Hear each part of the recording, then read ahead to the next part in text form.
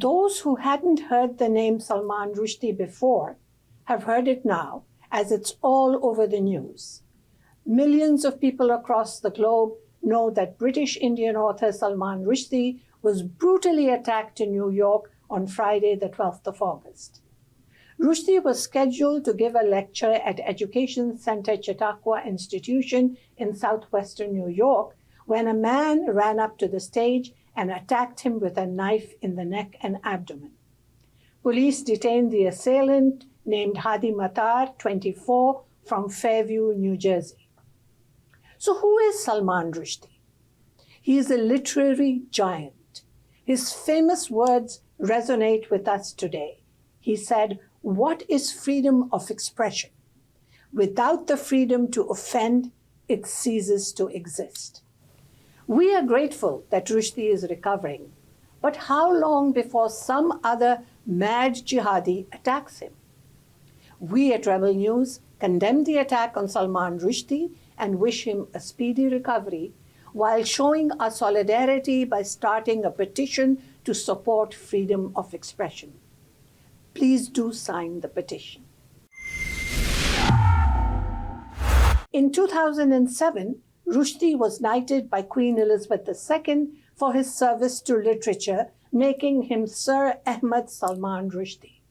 He has won 5 Booker Prizes. Rushdie pushed the margins of culture by addressing issues in his writings which were considered taboo.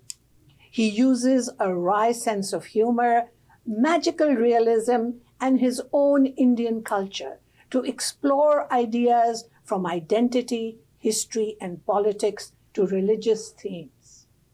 He is a former president of the literary and human rights organization PEN America.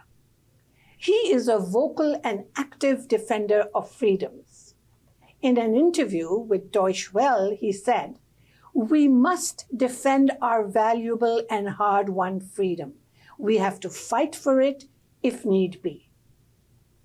In 1988, Rushdie published his now infamous novel, The Satanic Verses. All hell broke loose in the Muslim world when the late Iranian leader Ayatollah Khomeini accused the author of blasphemy, and in 1989 issued a fatwa, a religious edict, against him, putting a bounty on his head, which according to some reports amounts to $3.3 million today. All over the Muslim world, especially in places like Pakistan, there were explosive rallies and calls to kill Rushdie. Ironically, if you asked the protesters whether they had read Satanic Verses, you would find that most had not. It was a mob action, but violent and angry. In 1991, 2 translators of the book were stabbed, one fatally. You may ask, why did this happen? Khomeini wanted to attract political attention, and Rushdie became a convenient scapegoat. This was a time when we Muslim reformers saw the clear distinction between Islam and Islamism, which is political Islam, because Khomeini was using this as a purely political move. However, it picked up traction, and soon Rushdie had to go into hiding while Scotland Yard provided security for him. In 2008, he moved to the United States. From a literary point of view, Rushdie had opened a Pandora's box by writing in Satanic Verses a scenario that was considered blasphemous. In 1998, Iranian President Mohammad Khatami rescinded the fatwa, but the harm had been done. "We will kill you. We obey the Imam Khomeini the Great." Allah! He could not put the genie back in the bottle. Islamists world over had made it their mandate to get rid of Rushdie, and blasphemy laws started being used with a vengeance against Muslims and non-Muslims alike. Today, there are hundreds of victims of blasphemy laws languishing in jails in Pakistan, where we also saw an online jubilation after this horrific stabbing. With regards to the attacker, police said they were not clear on the motive. It's clearly a murderous jihadist ideology at play. Islamist angst against liberal values of freedom of expression is not new. And according to the New York Post, Hadi Matar is accused of being sympathetic to the Iranian regime and the Islamic Revolutionary Guard. His background is now coming to light, and according to his mother in a recent interview, it's believed he was brainwashed into an extremist ideology by Hezbollah during a visit to Lebanon. How does this attack on Salman Rushdie impact our lives today? Well, the fact that a man who stood up for freedom of thought was so viciously assaulted in a public forum in New York sends shockwaves through all journalists and writers who stand for freedom of expression. Lebanese journalist Dina Sadiq has received death threats after posting an image of the late Iranian commander Qasem Soleimani and Ayatollah Khomeini with the caption, "The Satanic Verses." Other Muslim reformers constantly face threats and intimidation. I too have received death threats, a fatwa, and a lawsuit to intimidate me. This is nothing compared to what rebel journalists face every day. They're not only fighting zealots, they're also up against their own critical, nasty, hypocritical government. We choose the rights of Canadians who got vaccinated. He chooses anti-vaxxers.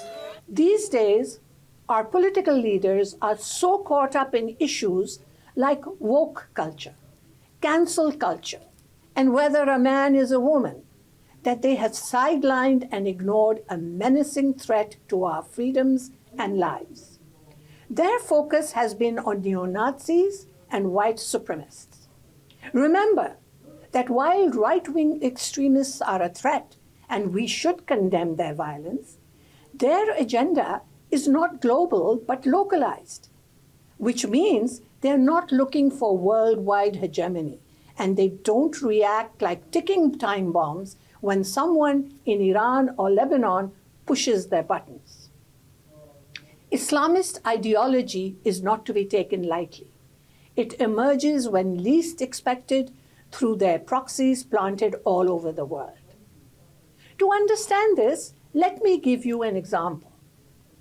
Following Ayatollah Khomeini's instructions, an Al-Quds Day rally is taken out every year in all major cities of the Western world. This is a hate fest of the worst kind. A gay couple in Gaza. Executed according to Islamic law. Really? Islam doesn't endorse gayism. Islam doesn't endorse homosexuality. Well, okay, so would you like to see Sharia law in Canada replace Canadian law? At some point it will. You know, because we have families, we are making babies. You're not. And is sometimes permitted to take place on government land in Canada. Our government allows the wishes of a deceased foreign leader to be carried out on the streets of Canada and considers it all right.